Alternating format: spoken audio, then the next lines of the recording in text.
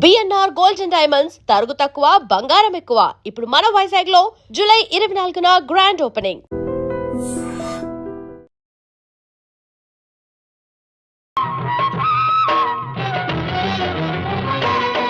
జననానికి మరణానికి క్షణకాలమే. తెలుగు చిత్ర పరిశ్రమలో తీవ్ర విషాదం నెలకొంది. లెజెండరీ సింగర్ ఎస్ జానకి కన్నుమూశారు. టాలీవుడ్ ఇండస్ట్రీ తీవ్ర విషాదం చోటు చేసుకుంది.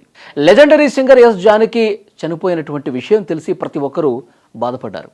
కొన్నాళ్లుగా వృద్ధాప్య సమస్యలతో బాధపడుతున్నారు ఆమె. మైసూరు ఆసుపత్రిలో చికిత్స పొందుతూ జానకి తుదిశ్వాస విడిచారు. ఎస్ జానకి ఒక చిన్న పాపలా ఆమె పాడగలదు, అందరికీ తెలుసు. ఎలాంటి సందర్భానైనా సరే తన గళంలో పలికించగలదు. జానకి తన 60 సంవత్సరాల పైన సినీ జీవితంలో తెలుగు, తమిళం, మలయాళం, కన్నడ భాషల్లో దాదాపు 50,000కు పైగా పాటలు పాడారు. వీటిలో మలయాళం, కన్నడ భాషల్లో పాడినవే ఎక్కువగా ఉన్నాయి. ఈమె ఉత్తమ గాయనిగా జాతీయ పురస్కారం 4 సార్లు, వివిధ రాష్ట్రాల నుంచి 31 సార్లు అవార్డులు పొందారు ఆమె. తెలుగు చలనచిత్ర సంగీత చరిత్రలో ప్రత్యేకమైన గుర్తింపు సంపాదించుకున్నారు ఎస్ జానకి. ముఖ్యంగా దక్షిణ భారత సినీ పరిశ్రమలో తన అద్భుతమైనటువంటి స్వరంతో కొన్ని దశాబ్దాల పాటు శ్రోతలను ఓలలాడించిన మహోన్నత గాయనిగా ఆమె పేరు తెచ్చుకున్నారు. సినీ అభిమానులు, సంగీత ప్రియులు ఆమెను గౌరవంగా జానకమ్మ అని పిలుచుకుంటారు. జానకమ్మ 1938 ఏప్రిల్ 23న ఆంధ్రప్రదేశ్లోని గుంటూరు జిల్లా రేపల్లె తాలూకా పల్లపట్ల గ్రామంలో జన్మించారు. ఆమె తండ్రి ఉపాధ్యాయుడు కావడంతో ఉద్యోగరీత్యా కరీంనగర్ జిల్లాలోని సిరిసిల్లలో ఉండేవారు. చిన్నతనం నుంచే సంగీతంపై ఉన్న ఆసక్తితో నాదస్వరం విద్వాంసుడు పైడిస్వామి వద్ద సంగీతంలో ప్రాథమిక శిక్షణ పొందారు. 3వ ఏట నుంచి అనేక కార్యక్రమాల్లో పాల్గొన్నారు ఆమె.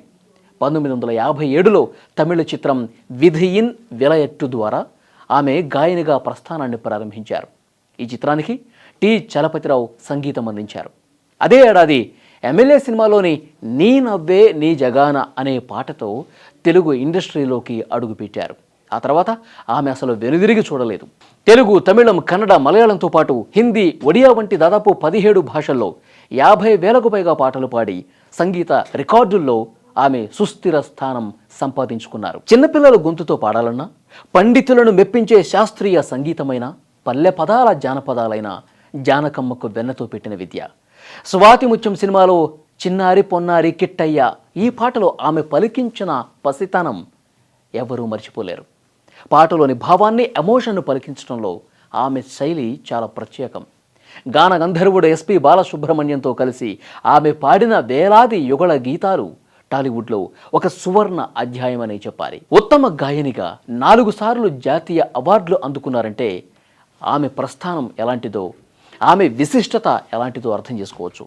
వివిధ రాష్ట్ర ప్రభుత్వాల నుంచి నంది అవార్డులు, ఇతర రాష్ట్ర స్థాయి పురస్కారాలు ఎన్నో అందుకున్నారు ఆమె.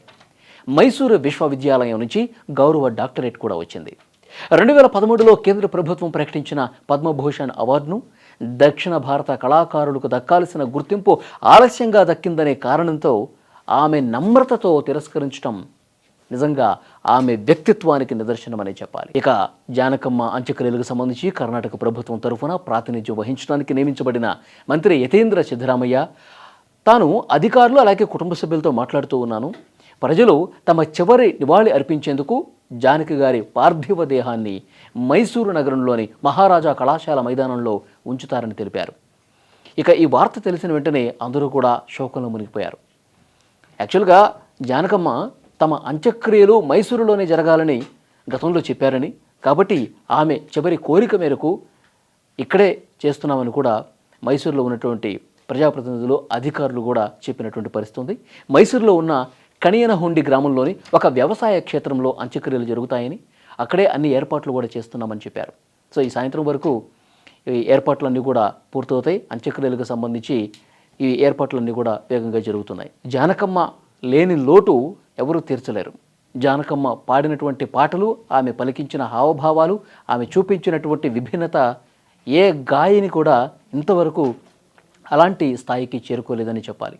సో అలాంటి గొప్ప గాయని ఈరోజు లేరు అనటం నిజంగా చాలా బాధకు గురి చేసే అంశం.